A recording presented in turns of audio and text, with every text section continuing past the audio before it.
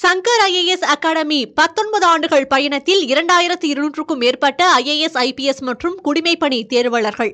உங்கள் IAS IPS கனவை நிஜமாக்க உடனே 7677666266 என்ற எண்ணிற்கு கால் செய்யவும். காரைக்காலில் வெளுத்து வாங்கிய கனமழை காரணமாக திருநள்ளாறு சனீஸ்வரன் கோயிலில் மழைநீர் தேங்கியுள்ளது.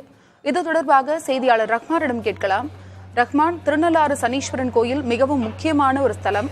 அந்த கோயில்ல மழைநீர் தேங்கி இருக்கு. அங்குள்ள பக்தர்கள் என்ன சொல்றாங்க? அருணா, அதாவது கடந்த 2 தினங்களாக புதுச்சேரி மற்றும் காரைக்காலில் கனமழையானது தொடர்ந்து பெய்து வந்தது. இந்த மழையானது நேற்று இரவு முதல் மிக கனமழையாக பெய்து வந்ததன் காரணமாக புதுச்சேரி மற்றும் காரைக்காலில் உள்ள குடியிருப்பு பகுதிகளில் வெள்ளம் நீர் சூழ்ந்திருக்கின்றது.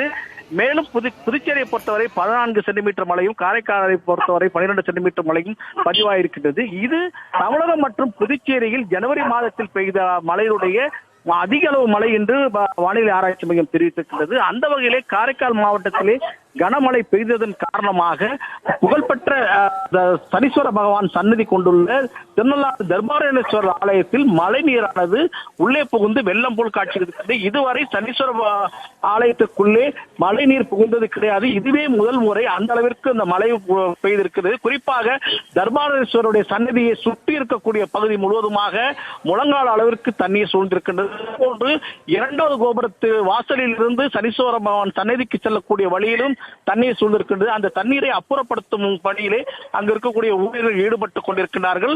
இது அதாவது வானிலை ஆராய்ச்சி மையம் தெரிவித்தது போன்று எந்த அளவுக்கு மழை இருந்தால் இந்த கோயிலுக்குள் முதல் முறையாக இவ்வளவு தூரம் தண்ணீர் உள்ளே சென்றிருக்கும் என்பதை பதிவு செய்கின்றது. அந்த அளவுக்கான பாதிப்பு ஏற்பட்டிருக்கிறது. பிற்பகல் புதுச்சேரி மற்றும் காரைக்காலிலே மழை படிப்படியாக குறைந்திருக்கின்றது. இருப்பினும் புதுச்சேரி அரசு தொடர்ந்து உன்னிப்பாக கவனித்துகிறது பாதிப்புகளை.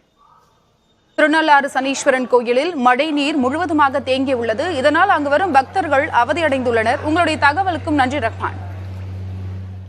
சங்கர் IAS அகாடமி 19 ஆண்டுகள் பயணத்தில் 2200க்கும் மேற்பட்ட IAS IPS மற்றும் குடிமைப்பணி தேர்வாளர்கள். உங்கள் IAS IPS கனவை நிஜமாக்க உடனே 7677666266 என்ற எண்ணிற்கு கால் செய்யவும்.